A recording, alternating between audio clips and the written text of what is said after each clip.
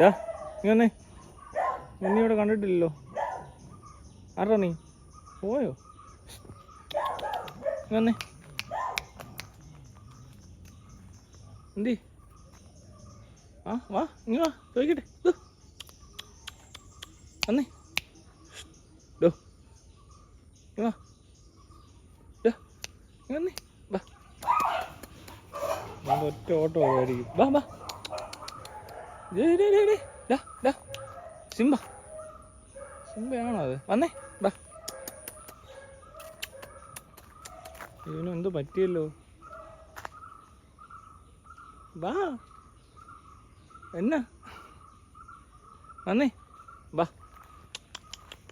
വാടാ. ചോദിക്കട്ടെ, നീ ഏതാ? നിന്റെ പേരെന്തുവാ? പൂവാണോ? അയ്യോ പാവം, എന്തോ വയ്യായികയുണ്ട്.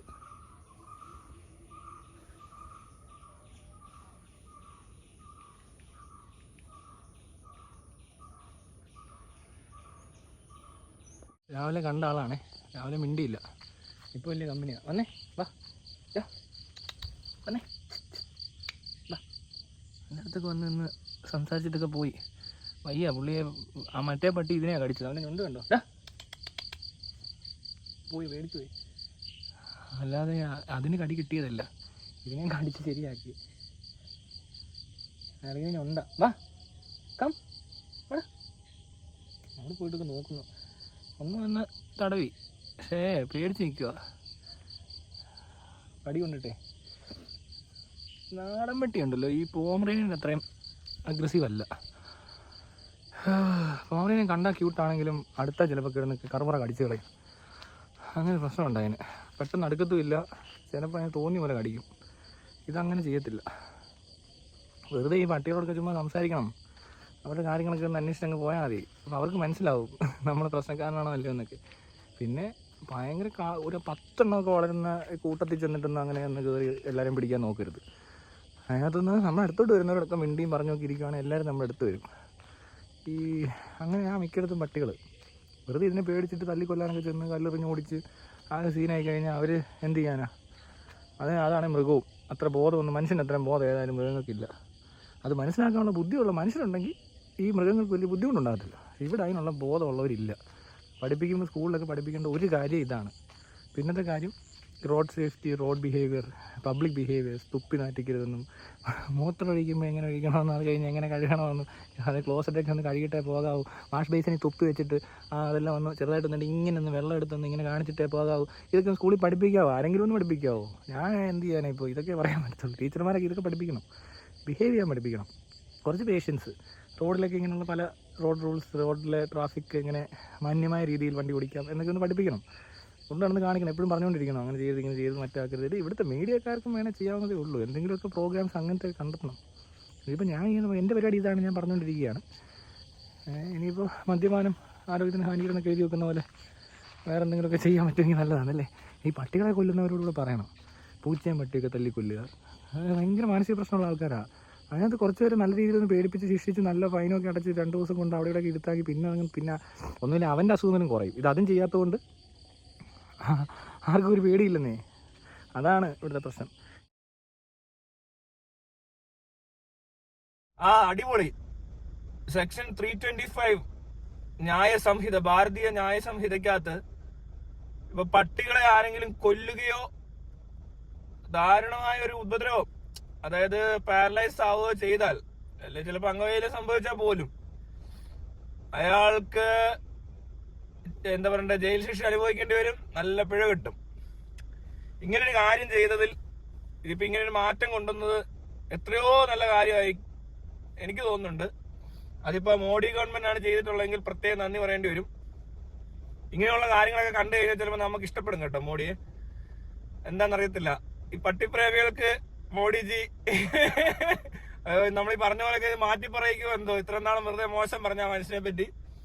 ഇങ്ങനെ പോയ പശുവിനെ മാത്രമല്ല പട്ടികളെയും അവരതിനകത്ത് ഉൾപ്പെടുത്തുന്നുണ്ടെങ്കിൽ വളരെ നല്ലതാണ്. പട്ടികളെ ആരെങ്കിലും ഉപദ്രവിക്കുകയോ കൊല്ലുകയോ ചെയ്താൽ അവരെ നമ്മളാരും തല്ലിക്കൊല്ലത്തൊന്നുമില്ല. ബീഫ് തിന്നാൽ തല്ലിക്കൊല്ലുന്ന പോലത്തെ മറ്റേ അത്ര ആളുകളാരും പട്ടി സ്നേഹികളില്ല. അതുകൊണ്ട് അത് പേടിക്കേണ്ട ആവശ്യമില്ല, നിയമപരമായി മാത്രം നേരിട്ടാൽ മതി. എന്താണെങ്കിലും ഇതെല്ലാവരും ഒന്ന് അറിഞ്ഞിരിക്കുക. കേരളത്തിൽ കഴിഞ്ഞിടയ്ക്ക് കേരളത്തിൽ നല്ല ഫോട്ടോ ഇഷ്ടം പോലെ ആൾക്കാർ ഇത് കൊന്നിട്ടുണ്ട് പട്ടികളെ. ഇനി അങ്ങനത്തെ ആരെങ്കിലും നിങ്ങളുടെ കണ്ണിപ്പെട്ടാൽ പട്ടിയെ കൊല്ലുകയോ ഭയങ്കര ഉപദ്രവിക്കുന്ന കണ്ട കേസ് കൊടുക്കാൻ നേരിട്ട് ചെകുത്താന്റെ പേജിലോട്ട് വിളിച്ചാൽ മതി. ആ സാധനം ഞാൻ ചെയ്തോളാം. മനസ്സിലായോ? ആരുടെയെങ്കിലും ഒരു വീഡിയോ എടുത്ത് ഇങ്ങോട്ട് ഇട്ടുക, അവനെ റെഡിയാക്കി കൈ കൊടുക്കുന്ന കാര്യം ഞാൻ ഏറ്റ്. ഇതിന് മുമ്പ് ഒരു പ്രാവശ്യം ആലുവ വെച്ച് ഒരുത്തിനെ പിടിച്ചാന്ന്. അന്ന് ഈ നിയമവും പരിപാടിയൊന്നുമില്ല, പോലീസുകാരോട് പറഞ്ഞിട്ടും കാര്യമില്ല, മൊത്തം കുളമായി കിടക്കുവാന്ന്. ഇനിയിപ്പോ പോലീസുകാർ ഇടപെടണമെന്നില്ല, ഇത് കോടതി നമ്മൾ ഡയറക്റ്റ് കൊടുക്കും.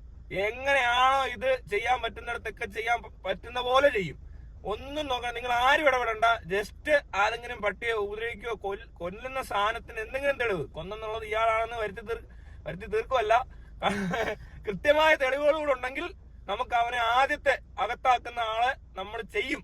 ഒരു സംശയവും വേണ്ട, ധൈര്യമായിട്ട് അയക്കുക. വീഡിയോ ആർക്ക് കിട്ടിയാലും കേട്ടോ, മറക്കരുത്.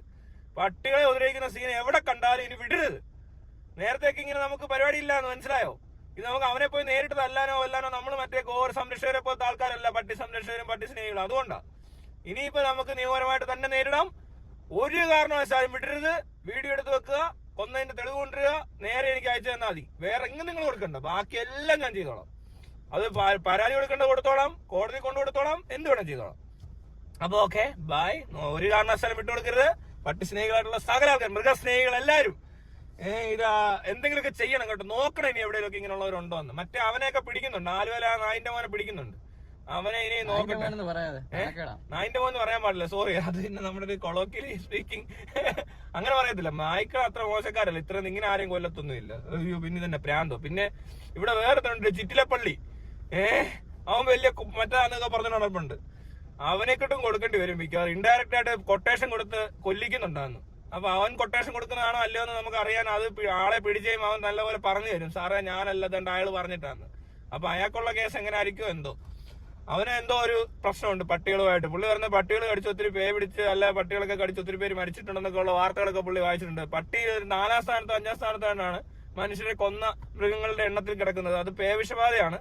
അല്ലാതെ ഒരു പട്ടി കടിച്ച് ആക്രമിച്ച് അല്ലാത്ത വർഷം കൊല്ലുന്ന വളരെ കുറച്ച് കേസുകൾ. അതിനകത്ത് അധികം ആയിരിക്കും. പിന്നെ അതിപ്പോ കുറഞ്ഞു വരുവാ.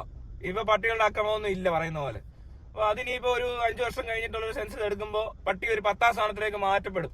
അത് മനസ്സിലാക്കാൻ ശേഷിയില്ലാത്ത ചിറ്റിലപ്പള്ളി പോലത്തെ ഭയങ്കര ബുദ്ധിമാനായ മണ്ടന്മാർക്കൊക്കെ അത് മനസ്സിലാകത്തില്ല. അങ്ങനെ അത്രയ്ക്ക് നിർബന്ധമാണ് ഇവനെങ്കിൽ ഇവനെ കൊതുകിനെ കൊല്ലുന്ന എന്തെങ്കിലും പരിപാടി ചെയ്താൽ, കൊതുകാണ് ഏറ്റവും കൂടുതൽ ആൾക്കാരെ കൊന്നേക്കുന്നത്. പോരാത്തതിനും ഇപ്പോഴാണെങ്കിൽ പോലും ഒരുപാട് രോഗങ്ങൾ വളർത്തുന്നത് കൊതുകുകളാണ്. പിന്നെ പാമ്പിനെ കൊല്ലേണ്ട കാര്യമില്ല. ഈ കൊതുകിനെ ഒന്ന് കൺട്രോൾ ചെയ്യാൻ എന്തെങ്കിലും ചെയ്യാൻ പറ്റുമോ ചിറ്റിലപ്പള്ളി? അതിനുള്ള ബുദ്ധിയൊന്നും ചിറ്റിലപ്പള്ളിക്കില്ല. ചിറ്റിലപ്പള്ളി ഒരു ബിസിനസ്സുകാരനാണ്. അപ്പോ മറ്റേ ഈ നമ്പർ ഇറക്കുന്ന, മനസ്സിലായോ, പബ്ലിസിറ്റിക്ക് വേണ്ടി ചെയ്യുന്ന ഓരോ തെണ്ടിത്തരം ഇതൊക്കെ. അപ്പൊ അങ്ങനത്തെ തെണ്ടികളൊക്കെ ഇനി നമുക്ക് നിയമപരമായിട്ട് നേരിടാൻ പറ്റും. ഏത് തെണ്ടിയാണേലും, അത് എത്ര വലിയ തെണ്ടിയാണേലും എത്ര ചെറിയ തെണ്ടിയാണേലും അവനെ ഒന്നും വെറുതെ വിടേണ്ട ഒരു ആവശ്യമില്ല. നിങ്ങൾക്ക് എന്തെങ്കിലും സാധനം ഇതുപോലെ കിട്ടുവാണെങ്കിൽ അപ്പൊ തന്നെ വീഡിയോ എടുത്ത് അയക്കുക. നമുക്കത് വേണ്ട രീതി മാക്സിമം ചെയ്യാവുന്നതിന്റെ മാക്സിമം ചെയ്യാം. അത്രേ ഉള്ളൂ.